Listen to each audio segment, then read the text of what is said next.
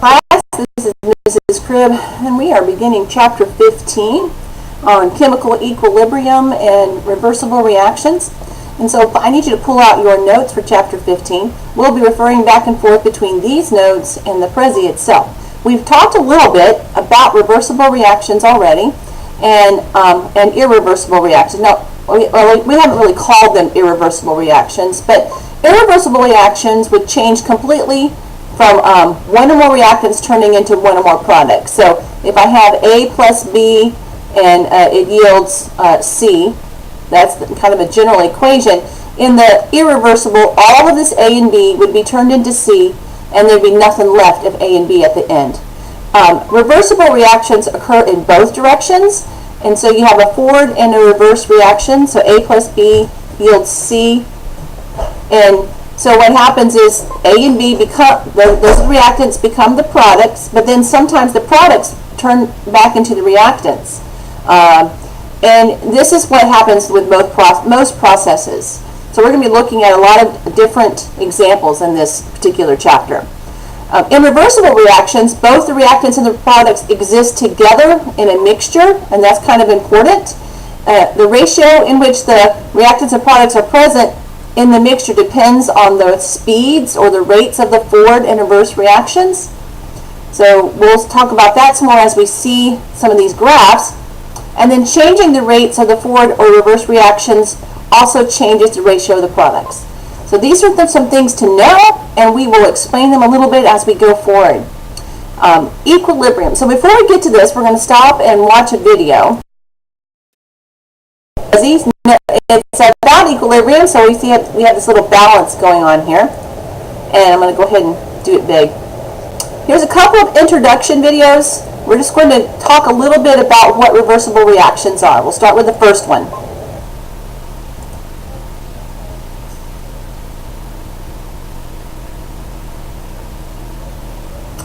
Takes a minute for it to get going.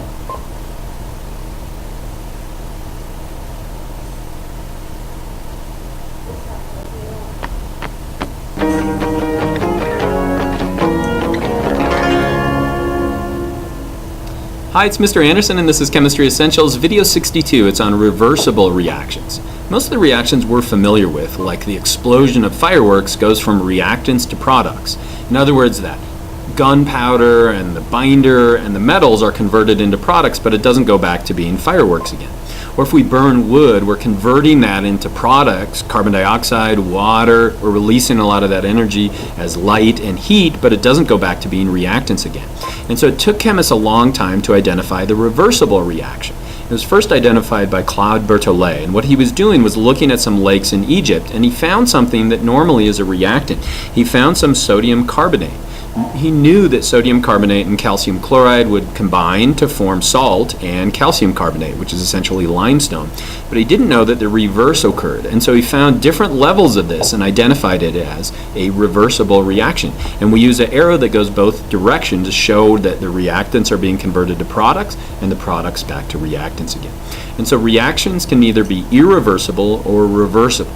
In an irreversible reaction, the arrow goes from left to right, reactants become products, but in a reversible one, reactants become products, products become reactants, and it eventually hits something called an equilibrium state, where even though reactants are becoming products and products reactants, the sum amount is not changing. And so some examples I'll talk about are going to be physical. For example, when you evaporate water and then it condenses again, that's a reversible reaction. Or when you dissolve salt in water, remove the water and it's salt again, that'd be a chemical reversible reaction. They're incredibly important in biology. So smell, for example, is a reversible reaction where molecules in the air are binding to olfactory receptors in your nose and then they'll let go again. Or environmentally, as carbon moves from life to soil to atmosphere, that's going to be a reversible reaction as well. And so I want to start with a model. This is a PHET model. It's not a reversible reaction per se, but it shows how they work. And so on the left side, we've got some molecules. We'll call those A, and we'll color them green. And they're just going to randomly bounce around. When they move to the right side, they're going to become red, and we'll call those products. And you can see as long as the level is the same, we have about the same amount. But as I move it down on the right side, now there's more potential energy over there, and so it's moving from the left side to the right side. Now we have more products than we do reactants, but it goes both ways. Or if we move it down on the left side now, we're starting to get more reactants than products. Molecules are moving back and forth. It eventually stabilizes or it reaches an equilibrium state. And so a way to think about this, another analogy, is to think about it as a dance. Imagine that we have a dance. The females and males before the dance are going to be like reactants, and as they choose partners, they're becoming products. But each time the song changes, they may switch to a different partner. And so as they do that, we're mixing. Reactants are becoming products, but sometimes those products are becoming reactants. And so if we label them, everybody before they started coupling up is a reactant, everybody after, it's going to be a product. But it doesn't just stay that way, it can reverse again. And so if I were to write this as an equation, we'd have our reactants on the left side, and then this double arrow means they can become products, but those products just as likely can become reactants again. Now again, let's add a real chemical reaction here. Now we've got nitrogen dioxide, which is forming this kind of a dance where it's forming together to make a product called dinitrogen tetraoxide. And so we can get the movement of this nitrogen dioxide into this product. The product can go back to becoming reactants again. So we would write the equation like this. We have simply 2 moles of this gas on the left side, 1 mole on the right side. And so let me give you some examples of this. A physical example of a reversible reaction could be evaporation of water. When we heat it up, we're breaking those hydrogen bonds and it's moving from a liquid to a gas. But if we cool it down, then we're simply going to have condensation again. So we've reversed that physical reaction. Or chemically, if we take salt and dissolve it in water, so if we add sodium chloride to water, what's going to happen to it? It's going to dissolve. And that's because the water molecules are ushering these ions of sodium and chloride away from each other. But if we remove that water, what's going to happen? We're going to precipitate that salt and it's going to come back again.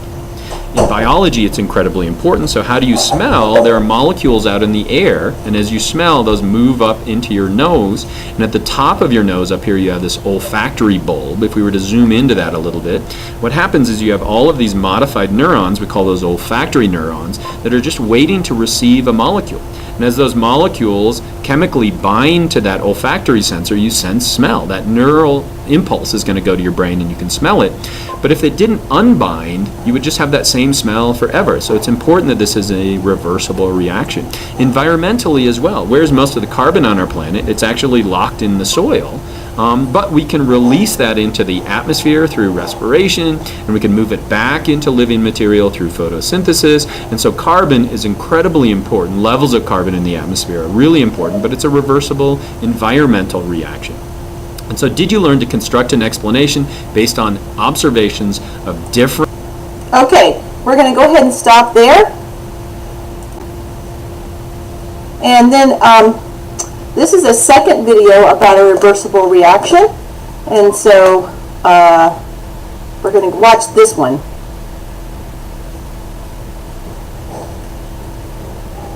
Just give it a second.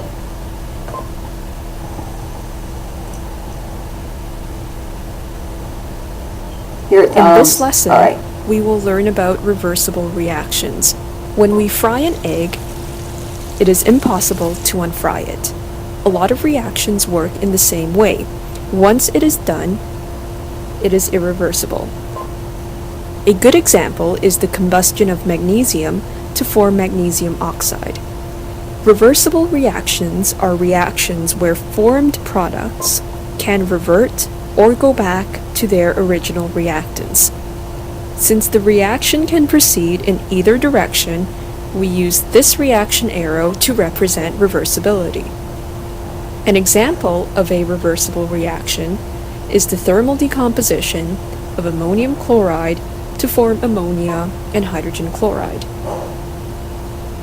Place ammonium chloride in a boiling tube and heat using a Bunsen burner.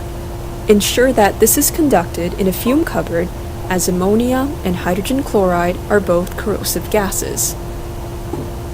If we hold red litmus paper at the mouth of the boiling tube, it turns blue, which confirms the presence of ammonia.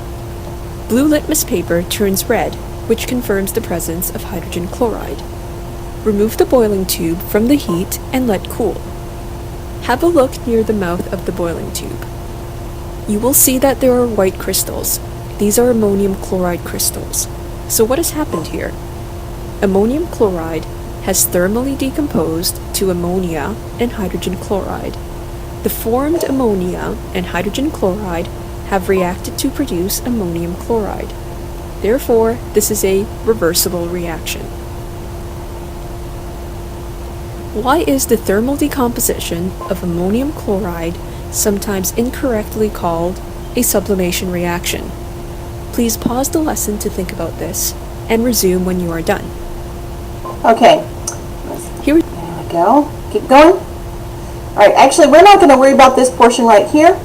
So we'll move on forward from this point back to, we're not going to watch this video right now. Let's move. We're going to go on to the rest of the video, the notes. So this is where the notes start to match up the Prezi. So we'll go back to our notes now. So we talked a little bit about equilibrium and what it refers to. And it refers to balance of changes in a system where you go forward and backwards. So equal, that the changes are equal. They reach a point where they become stable, where going forward and going backwards is the same rate.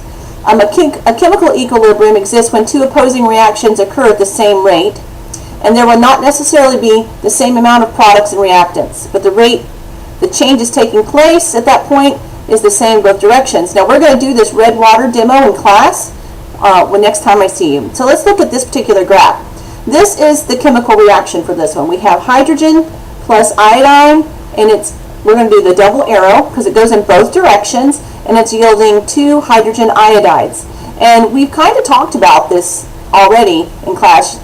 Just talking, I think I had this particular graph up there for you. At the beginning, remember, concentration is in molarity, and I would like you, any writing that I do on these notes, I am requiring you write them on yours as well. So remember, molarity is moles over liters, so that's the M. So the concentration here is in molarity. At the beginning of the reaction, we have hydrogen and iodine, and so this is the hydrogen and iodine line. And at the beginning of the reaction, we only have that. We have, this would be 0 molar down here. We have no hydrogen iodide, none of this, none of these guys. So this is the line, this green line that I'm going to, well, it's hard for me to draw right on it, but this is the line for the concentration of the product. And the red line here, if I could draw that, would be the line for the concentration of the reactants. So at the beginning of time, when 0 seconds have gone by, we only have reactants, and we have no product. And so the concentration is 0 for that, and some kind of concentration for reactants. Now, let's say this is 10 seconds. After 10 seconds have gone by, we now have lost, at this point, we can kind of draw a vertical line. Let's draw a vertical line up from the 10-second mark. Okay, we're down to this point for the concentration of the reactants. It's now lower, but also the concentration of the products went up. So we're at this point for the concentration of the products. And now let's maybe say that over here somewhere is 50 seconds. At 50 seconds, after 50 seconds have gone by, a lot of the reactants are gone away. We lost most of the reactants. They're close to 0. Okay, the concentration is getting close to 0. And most of the products have formed. So, but we don't notice it's not as high as the beginning. And then we keep going. So down here somewhere, I'm going to call it 70 seconds. Notice that now things are differing. We no longer have this big curve. It kind of makes an equal sign, and that's one way it helps me to remember that there becomes a point when we reach equilibrium, and this is here it is, equilibrium. And at that point, the concentration of the reactants down here and the concentration of the products at the top are no longer changing. We keep the exact same concentrations for the rest of the time period. Now notice we still have a little bit of reactant left. It's not 0, and we have products, but we have a lot more products than reactants. So this is graph A, and graph A shows a reaction that's favored in the forward direction. That means from left to right. When we go left to right in the forward direction, we end up with more products than reactants. Now graph B, we have the same kind of thing. We start off with let's see. And this graph B is different. Graph B shows a reaction favored in the reverse direction. And That's because it's kind of the reverse of what's going on here. When we have reactants and products, in this case, this is the reaction for this one. Over here on the other graph, this is HI yields, and it would be two of them, H2 plus I2. So here, this is kind of the reverse of this. This is the reverse reaction of this reaction. Notice that these reactants are now over here on the product side. So this is the reverse reaction of graph A. But it doesn't matter. We can still look at this one. At the beginning, we have no products. These are the products in this reaction. At the beginning, we have no products. And at the beginning, we have a lot of reactants. But as time goes by, 10, 20 seconds, we hit some kind of equilibrium again, where the reactions quit changing. The hydrogen iodide and the hydrogen and the iodine are equal again. So we reach equilibrium. But when we reach equilibrium, we end up with still more reactants at the top and less products. So when we do a reaction and we end up with more reactants and less products, it's favored in the reverse direction. So graph B is favored in the reverse direction. So these arrows, these double arrows that are there, I didn't put a double arrow on the second one, but if it's favored in the reverse direction, that means it's favored going this way. And if it's favored in the forward direction, it means it's favored going from left to right. Okay, so let's keep going from there. This is just a concentration list, and I want you to fill this into your notes. This is the same kind of reaction. Now it has an arrow, and because this was the same thing as this was like graph A, so put that there. Graph A favors in the forward direction. So really you could also write, instead of writing the double arrow this way, you write a big arrow going forward and a little arrow going backwards. It goes in both directions, but it goes forward more than backwards. So if we start off with a concentration of 0.175 and no products, and all these are in molarity, and then after some time we're going to start turning, we're going to lose some of this. Some of it's going to start to turn into the products. So we're losing the concentration. That's why it has a negative sign, because these two concentrations, I'm subtracting out that reactant and I'm making products. So we're adding in products now. And then when I reach equilibrium, when it quits changing, we end up with 0.0037 moles of each reactant, and the product is the 0.0276. So I reach equilibrium, and so this point down here is when the graph goes equal, equal. We reach equilibrium right in this area. When it reaches equilibrium, the reactants, which are these two guys, have a lower concentration, and the products, which is this one, has the higher concentration. And this is for the forward favoring reaction. Okay? All right, that brings us to this general equation. I think that's where we'll go ahead and stop on this video, and we'll continue on